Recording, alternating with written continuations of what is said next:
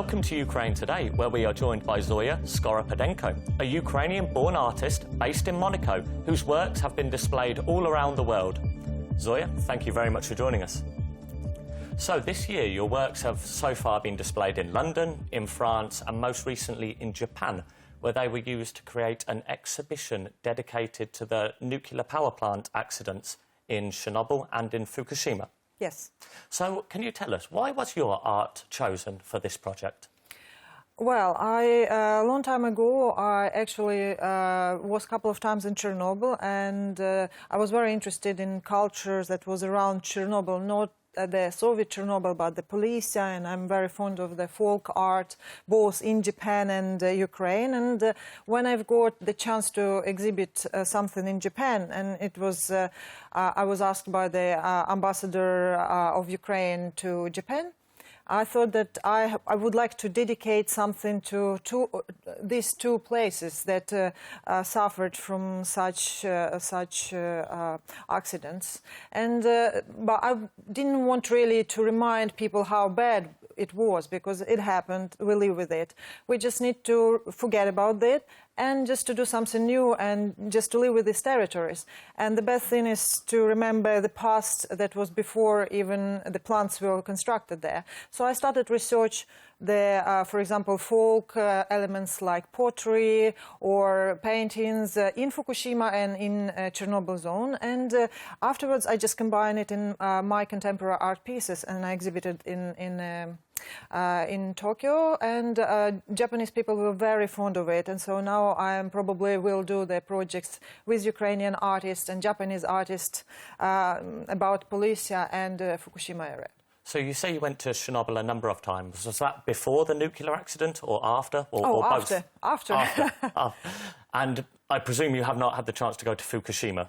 Not yet, but I'm going actually in 1 month. OK. Yeah. And what similarities, without seeing Fukushima firsthand, but what similarities can you see between what happened in Chernobyl and what happened in Fukushima, apart from the obvious, of course? Well, I mean, I was amazed about, for example, about Fukushima people, or not even Japanese people, when the accident happened and all the foreigners flew out the island. And all Japanese, like literally all my Japanese friends that live everywhere in the world and not live in Japan, they all flew in Japan to help to clean the area. And how they accept this? They accept it and they say, well, we need to clean, we need to live with it, and we need to do something to tell the world it's not, we don't need to be afraid of it, because it happened, it will be healed. So you saw almost the people of Japan unite over what happened in Fukushima? Oh, absolutely, absolutely. Can you say you've seen anything similar happen in Ukraine over the recent years? Well, I'm not often to Ukraine, so I can't say, probably. OK. So can you say that you see a particular place for art within tragedies and awful situations? Of course. First of all, as in Ukraine these days, I think the arts and crafts and contemporary art is booming in Ukraine. So I'm just enjoying being here and discovering the new contemporary Ukrainian artists and what's going on. And our heritage of the ancient arts is absolutely amazing. And so in Japan. So my kind of, not role, but I'm trying to remind people about this ancient arts and to find a contemporary artist to do new things, and it will be, let's say, art after the nuclear accident. So you say you're not often in Ukraine these days, and you've been in Monaco for how many years? Oh, 15 years. 15 years, and you're often travelling the world with your art, yes? Yeah, yeah. But would you say that your Ukrainian heritage comes through in your work? Oh, always, always. Yeah. I'm always inspired by lots of old practices, and I do love the avant-garde, Ukrainian avant-garde, and I love the 19th century art. I love the icons. Each time I'm in Ukraine, the first thing I do, I go to the museum. So let's step back some years. You say you've been in Monaco for 15 years, but I understand you started painting when you were just 5 years old. Yeah. So can you tell us what started your love of art at this young age? My mom is a professor of music, and so of course the family wanted me to be a musician, and I hate it as much as I hate it. And to compensate this, I started painting by myself. My parents saw that I am probably fond of painting, and they gave me to be tutored by the national artist of Ukraine, Grigory Sinitsa. And so I was sitting in his studio, and he was teaching me how to use that or this medium. And that's how it started. And then it's continued in art school, art college. I even had a few years in the art academy, and then I changed a little bit profession. I understand during the collapse of the Soviet Union, then there was some problems with your time in art college. Yeah, I did. First of all, my family had problems because of some health issues of some family members.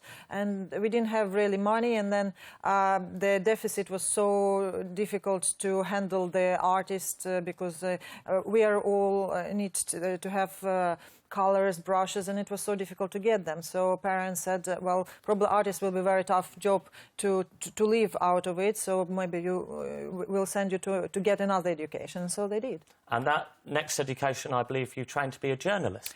I've been, yes. So, and you studied in Ukraine as a journalist? I did. I studied in the Lviv National University. Yeah. And I understand there were then some problems with your university?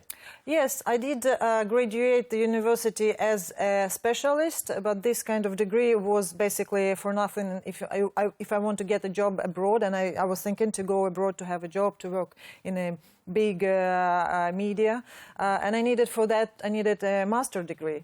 And unfortunately, they kicked me out before I even get to the master program. So I was a little bit unexpected, and it was very painful at the beginning because you're a young student kicked out very brutally. And what was the reason that you were prevented from the master's program? Well, these days, who knows? The thing is that what is like people told, and why was explanation a little bit that basically they suspected me that probably I was spying for somebody, because at the point when I entered the university, I very like languages, so I went to all possible courses of languages. I studied Japanese. 20 years later, I'm using it. So. For people in the university, it was very strange. And I was always active. I was going abroad, hitchhiking. I had always journalists visiting and staying with me in a dorm. So it was very strange for them, being just right after the Soviet Union, that somebody can speak English and have this kind of lots of diverse contact abroad. So this love of foreign culture and foreign languages branded you as a spy? Absolutely. And then I understand you went hitchhiking over Europe and you found yourself in Monaco? Yes, absolutely. So would you say you feel any resent or remorse for what happened in you being ejected from university? I think first 5 years it was I didn't think about that in a positive way. But then for last 10 years I actually think to the people who kicked me out, because if not, I would not probably sit in here. I would be still being in Lvov and doing some maybe journalism or whatever. But yeah, I think if there won't be this push that pushed me for do more and try harder, I would never probably, went so far. So you would say you are now actually thankful that Oh, this absolutely. happened. I'm thankful to everybody who helped me or who didn't help me. Maybe didn't help you at the time, but later it turned out they did. One last thing I would like to talk about is your torso exhibition, which is rather famous now. Can you tell us how this started? That started in about, I think, 2008, when there was a huge crisis, financial crisis all around the world. And the tiny jobs that I have here, I was freelancing in all possible ways. And I just stopped receiving money because people, or they're bankrupt, or they just didn't pay money. And so my budget was going down, down, down. And the local fishermen gave me the fish. Sometimes they were giving me to feed me a little bit. And there was an octopus. And I thought, well, to eat it or to do the art. And I decided I'll do the art. And I thought what the art missing these days, what I want to see in the Contemporary Art Museum, and I created something that I want to see in a Contemporary Art Museum that is new, fresh, and at the same time it's old. For the sake of our viewers, can you explain what it was that you did create? These are classical antique torsos from Louvre. My first torsos was based, and I still base on Louvre torsos, because it's like marble torsos from ancient Greece or ancient Roman times. Is amazing inspiration, and there's so many of them everywhere in the world because every museum had them.